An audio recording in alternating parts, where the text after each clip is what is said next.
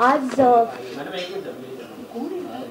पूर्ण महाराष्ट्रापुढे एक कृषी मंत्री शेतकऱ्यांचे पैसे कसे खातो, किती खातो आणि कायदे पायदळी तुडवून कसं काम करतो याचा मी आज सगळेच्या सगळे पुरावे देणार आहे।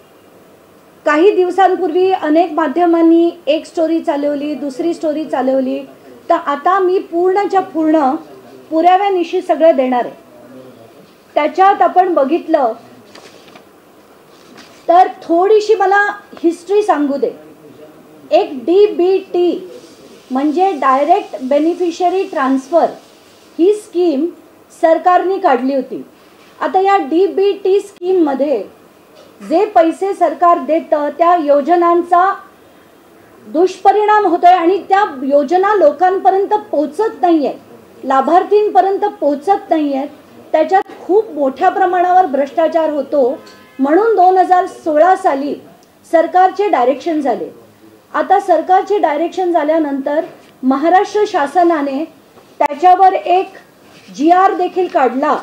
त्या GR ची तारीख, आता मी जे बोलतेय प्रत्येक गोष्ट डॉक्युमेंट्स सकट बोलतेय, ते सगळे डॉक्युमेंट्स मी गुगल ड्राईव्हवर अपलोड केले।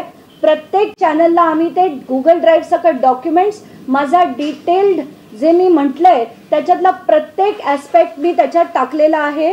तो प्रत्येक माध्यमांनी बघून मग त्याच्यावर नंतर त्यांची स्टोरी करावी। पण आता याचा जो